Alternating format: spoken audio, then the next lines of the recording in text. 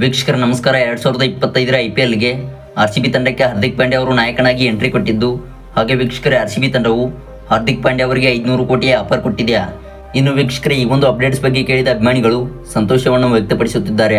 ಹೌದು ವೀಕ್ಷಕರೇ, RCB ತಂಡಕ್ಕೆ ಹಾರ್ದಿಕ್ ಪಾಂಡ್ಯ ಅವರು ಎಂಟ್ರಿ ಕೊಟ್ಟಿದ್ದು, ಹಾಗೆ ವೀಕ್ಷಕರೇ RCB ತಂಡದ ಮ್ಯಾನೇಜ್ಮೆಂಟ್ ಕೂಡ ಹಾರ್ದಿಕ್ ಪಾಂಡ್ಯ ಅವರಿಗೆ 500 ಕೋಟಿ ಆಫರ್ ಕೊಟ್ಟಿದೆಯಾ?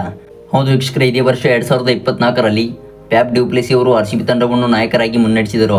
ಹೌದು ವೀಕ್ಷಕರೇ, ಸತತವಾಗಿ 3 ವರ್ಷಗಳಿಂದ ಸೌತ್ ಆಫ್ರಿಕಾ ತಂಡದ ಆಟಗಾರನಾಗಿದ್ದ ಫ್ಯಾಫ್ ಡು ಪ್ಲೆಸಿ ಅವರು ರಾಯಲ್ ಚಾಲೆಂಜರ್ಸ್ ಬೆಂಗಳೂರು ತಂಡವನ್ನು ಮುನ್ನಡೆಸುತ್ತಿದ್ದಾರೆ.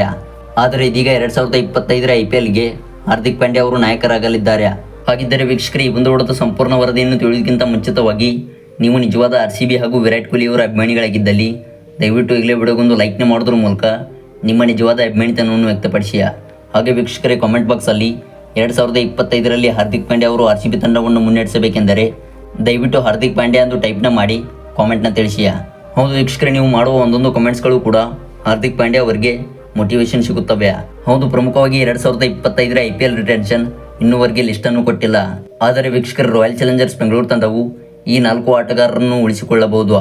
ಹೌದು ವೀಕ್ಷಕರೇ, ಮೊದಲ ಸ್ಥಾನದಲ್ಲಿ ವಿರಾಟ್ ಕೊಹ್ಲಿ, ಇನ್ನು ದ್ವಿತೀಯ ಸ್ಥಾನದಲ್ಲಿ ಮೊಹಮ್ಮದ್ ಸಿರಾಜ್ ಅವರು ಕಾಣಿಸಿಕೊಳ್ಳಬಹುದು. ಹೌದು ವೀಕ್ಷಕರೇ, ಇವರನ್ನು ಕೂಡ RCB ತಂಡದ ಮ್ಯಾನೇಜ್ಮೆಂಟ್ ರಿಟೈನ್ ಮಾಡಿಕೊಳ್ಳಬಹುದು. ಇನ್ನು ವೀಕ್ಷಕರೇ, 3ನೇ ಕ್ರಮಾಂಕದಲ್ಲಿ ನನ್ನ ಪ್ರಕಾರ ರಜತ್ ಪಟಿದಾರ. ಹೌದು ವೀಕ್ಷಕರೇ, ಇವರನ್ನು ಕೂಡ RCB ತಂಡವು ರಿಟೈನ್ ಮಾಡಿಕೊಳ್ಳಬಹುದು. ಮತ್ತು 2024ರ IPLನಲ್ಲಿ ಭರ್ಜರಿಯಾಗಿ ಬ್ಯಾಟ್ ಬೀಸಿದ್ದು, ಹಾಗೆ ಉತ್ತಮವಾದ ಸ್ಟ್ರೈಕ್ ರೇಟ್ ಕೂಡ ಹೊಂದಿದ್ದರು. ಇನ್ನು ವೀಕ್ಷಕರೇ, 4ನೇ ಕ್ರಮಾಂಕವು ಸ್ವಲ್ಪ ಗೊಂದಲದಲ್ಲಿದೆ. ಹೌದು ವೀಕ್ಷಕರೇ, ಈ ಒಂದು ಸ್ಥಾನದಲ್ಲಿ ಫ್ಯಾಫ್ ಡು ಪ್ಲೆಸಿ ಅವರು ಕೂಡ ಕಾಣಿಸಿಕೊಳ್ಳಬಹುದು. ಅದೇ ರೀತಿ ವೀಕ್ಷಕರೇ, ವಿಲ್ ಜಾಕ್ಸ್ ಅವರು ಕೂಡ ಈ ಒಂದು ಸ್ಥಾನದಲ್ಲಿ ರಿಟೈನ್ ಆಗಬಹುದು. ಇನ್ನು ವೀಕ್ಷಕರೇ, ಗ್ಲೇನ್ ಮ್ಯಾಕ್ಸ್ವೆಲ್ ಅವರನ್ನು RCB ತಂಡವು ಉಳಿಸಿಕೊಳ್ಳುತ್ತದೆ ಅಥವಾ ಇಲ್ವಾ ಎಂಬುದನ್ನು ಕಾಯ್ದು ನೋಡಬೇಕಾಗಿದೆ.